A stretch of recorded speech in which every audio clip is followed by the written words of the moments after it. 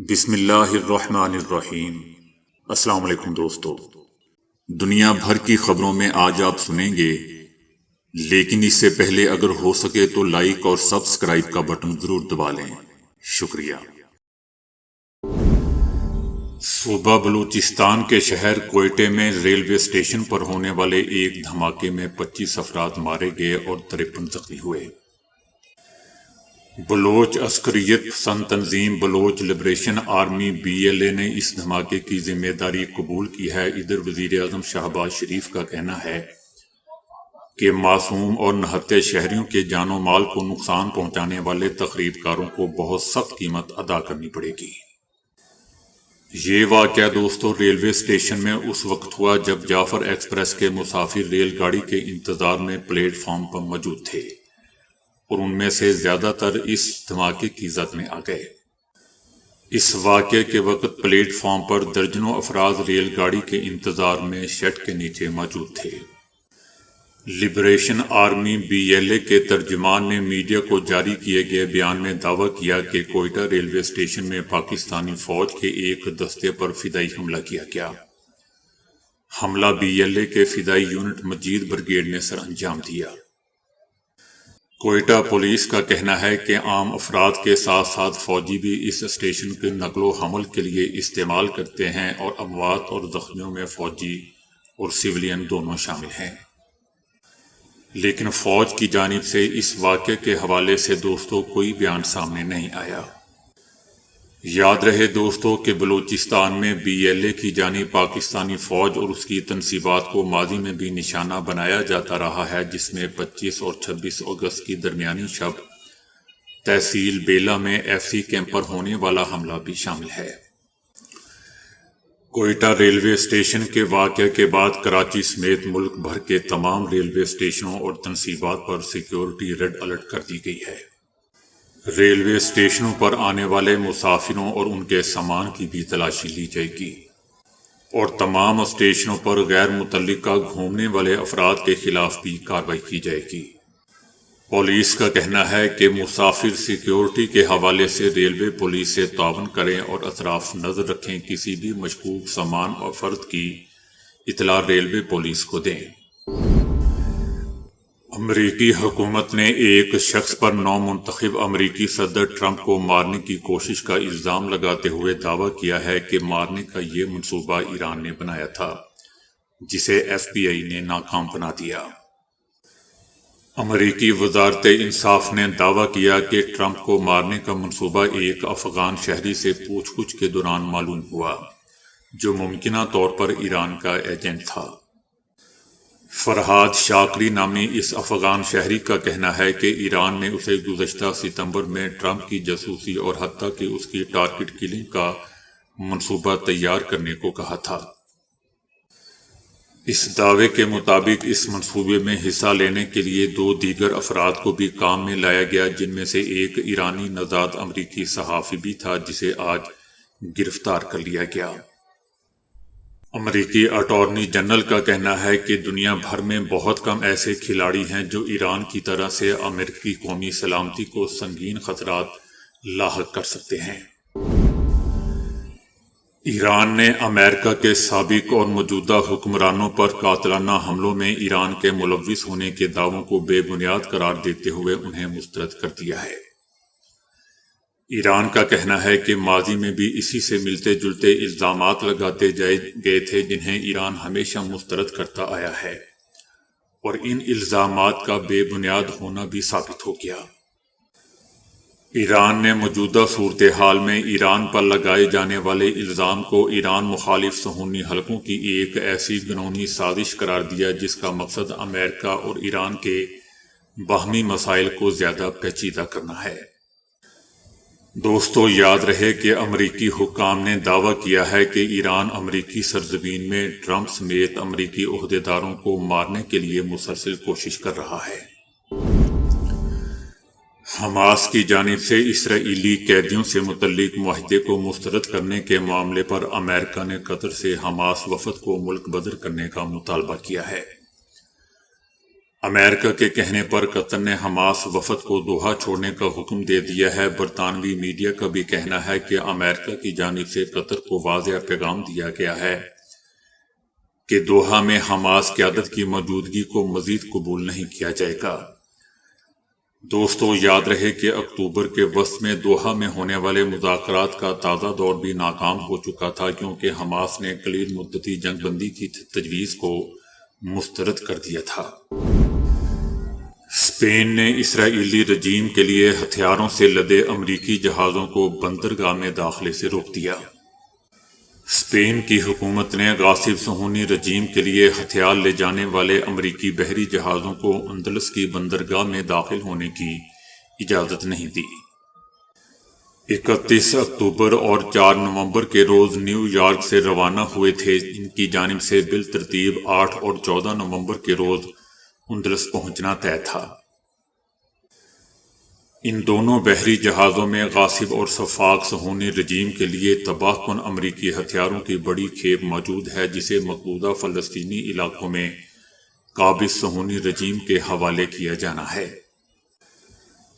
Spain کی حکومت کا کہنا ہے کہ غزہ کی پٹی پر جاری غاصب صہیونی رجیم کے انسانیت سوز حملوں کے آغاز سے لے کر اب تک اس نے اسرائیل کو کوئی ہتھیار فروخت کیے ہیں اور نہ ہی مقبوضہ فلسطینی علاقوں کی جانب جانے والے ہتھیاروں سے لدے بحری جہازوں کو اپنی بندرگاہوں میں داخل ہونے کی اجازت دی ہے۔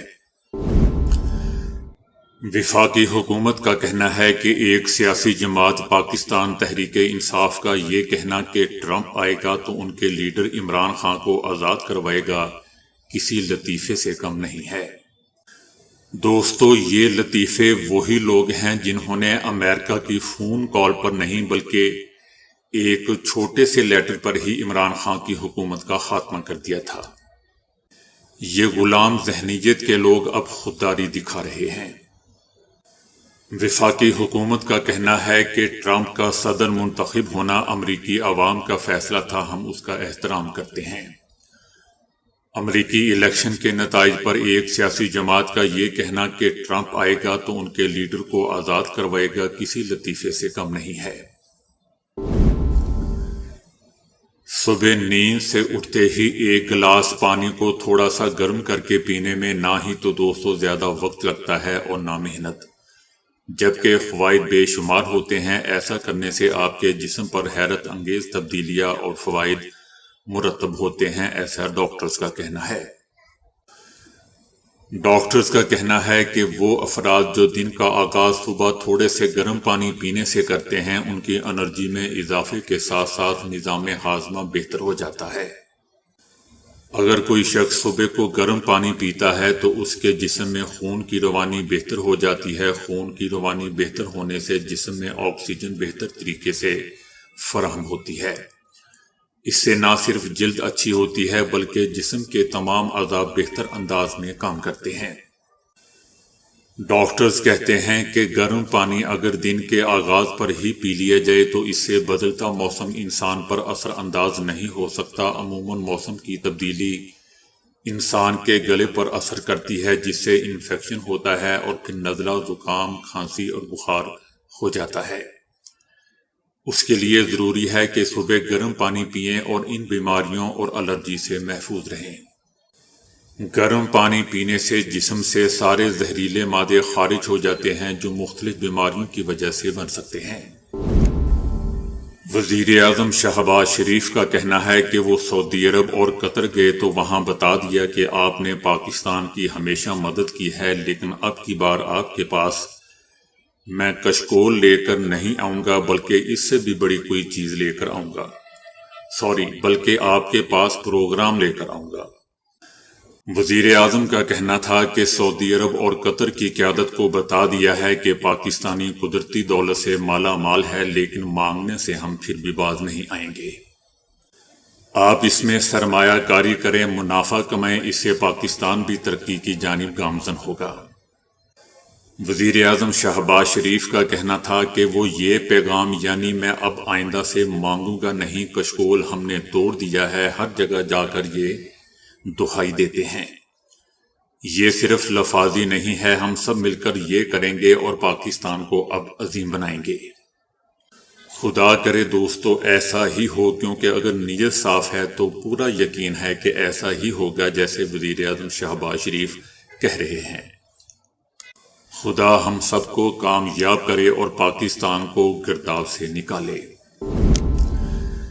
سابق chief justice of Pakistan Qazi Faez Isa per London میں حملہ کرنے والے 23 پاکستانیوں کے نام پاسپورٹ کنٹرول لسٹ یعنی PCL میں ڈال دیے گئے۔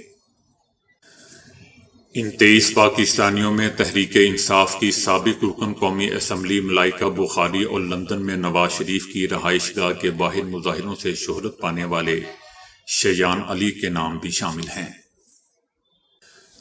مذکورہ افراد میں سے کوئی بھی فرد پاکستان کی سرزمین پر آنے کی صورت میں پاکستان میں درج مقدمے میں گرفتار کر لیا جائے گا۔ موجودہ فہرست کے مطابق لسٹ میں سعدیہ فہیم گلزار مہین فیصل صدرہ طارق اور ہبہ عبد المجید کا نام بھی شامل ہے۔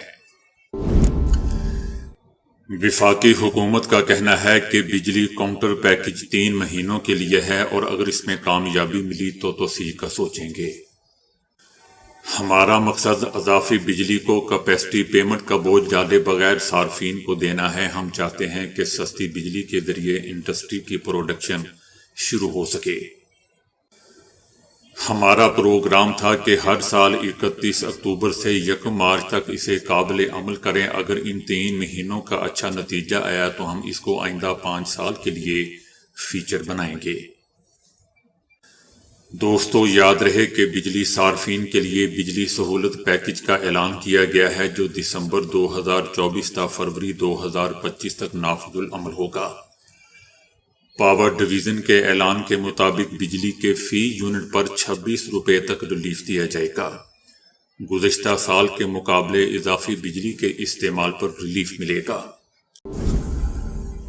دوستو گھروں میں چوری کے واقعات دن بدن بڑھتے جا رہے ہیں۔ جن کے گھروں میں واقعات ہو جاتے ہیں وہ بعد میں کچھ بھی کر لیں، ان کی گئی ہوئی دولت ملنے کا امکان نہ ہونے کے برابر ہی ہوتا ہے۔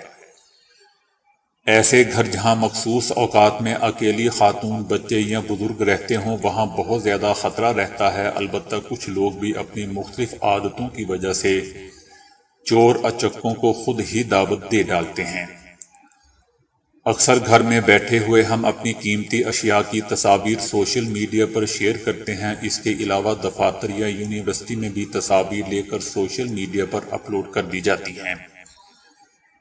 یہ محفوظ طریقہ نہیں ہے کیونکہ اس سے آپ سب کو اپنی رہائش اور قیمتی اشیاء کے بارے میں خود معلومات فراہم کر رہے ہوتے ہیں۔ ایسے کاغذات جو آپ کے استعمال نہ ہوں لیکن ان پر آپ کا ذاتی ڈیٹا، بینک اکاؤنٹس کی تفصیلات وغیرہ لکھی ہوں، انہیں صرف پھینک دینا کافی نہیں ہوتا بلکہ انہیں پھینکنے سے پہلے اچھی طرح ٹکڑے ٹکڑے کر دیں یا جلا دیں تاکہ لکھی ہوئی عبارت نہ پڑھی جا سکے۔ آج کل آن لائن شاپنگ کا بہت رواج ہے۔ پارسل کے اوپر گھر کا پتہ اور فون نمبر وغیرہ لکھا ہوتا ہے۔ ایسے لفافے کو پھینکنے سے پہلے بھی اس پر لکھی تمام تفصیلات کاٹ دیں یا جلا دیں۔ کھلی کھڑکیوں سے کسی کا بھی جھانکنا بہت آسان ہو جاتا ہے۔ اس سے بچنے کے لیے کھڑکیوں کے لیے ایک پتلی پلاسٹک کی تہ بازار میں ملتی ہے، اسے شیشے پر لگا دینے سے نہ یہ صرف شیشوں کو ٹوٹنے سے بچاتی ہے بلکہ پرائیویسی بھی فراہم کرتی ہے۔ اس حفاظتی تہ کو لگانے سے باہر سے صرف وہی نظر آتا ہے جو ڈیزائن پلاسٹک کی شیٹ پر موجود ہوتا ہے۔ کوئی چور آپ کے گھر میں نہیں جان سکے گا۔ شاید آپ نہ جانتے ہوں آپ کی چابیوں کی صرف تصاویر دیکھ کر ہی ان کی ڈپلیکیٹ چابیاں بنائی جا سکتی ہیں، اس لیے کسی بھی صورت چابیوں کی تصاویر سوشل میڈیا پر اپلوڈ نہ کریں۔ دروازے کے بالکل سامنے ایک شیشے کے برتن میں کچھ ایسی چیزیں ڈال کر رکھ دیں جو بہت آواز پیدا کرتی ہوں، اس سے اگر کسی نے آپ کا دروازہ کھولا تو آپ کو فوراً خبر ہو جائے گی اور شاید آپ کو اتنا وقت مل سکے کہ آپ پولیس یا کسی عزیز کو فون کر سکیں۔ اکثر ریسٹورنٹس میں آنے والے لوگ بہت زیادہ کھانا آرڈر کرنے کے بعد اسے بچا دیتے ہیں اور یہ کھانا عموماً ضائع ہو جاتا ہے۔ ریسٹورنٹس کے علاوہ بھی ہمارے اپنے گھروں میں کھانا بچ جاتا ہے اور ہم اسے پھینک دیتے ہیں۔ اسی طرح اگر ہم روزانہ ضائع ہونے والے کھانے کا جائزہ لیں تو یہ سن کر حیران رہ جائیں گے کہ اگر یہ کسی شخص کے پیٹ میں چلا جائے تو اس سے کتنے لوگوں کی بھوک ختم ہو سکتی ہے۔ حال ہی میں اقوام متحدہ کی جانب سے کھانا ضائع کرنے کے حوالے سے ایک تازہ ترین رپورٹ پیش کی گئی ہے۔ اقوام متحدہ کے اعداد و شمار کے مطابق دنیا بھر میں لوگ سالانہ 1 ارب ٹن کھانا ضائع کرتے ہیں۔ گھروں میں مجموعی طور پر سالانہ اوسطاً 74 کلو کھانا ضائع کیا جاتا ہے۔ دوسری جانب ریسٹورنٹس اور دکانوں سے پھینکے جانے والے کھانے کی شرح 17% ہے، جبکہ دنیا بھر میں 1/3 خوراک کھائی ہی نہیں جاتی۔ تو دوستو ابھی کے لیے اتنا ہی۔ ویڈیو کو لائک اور شیئر کرنے کا بہت بہت شکریہ۔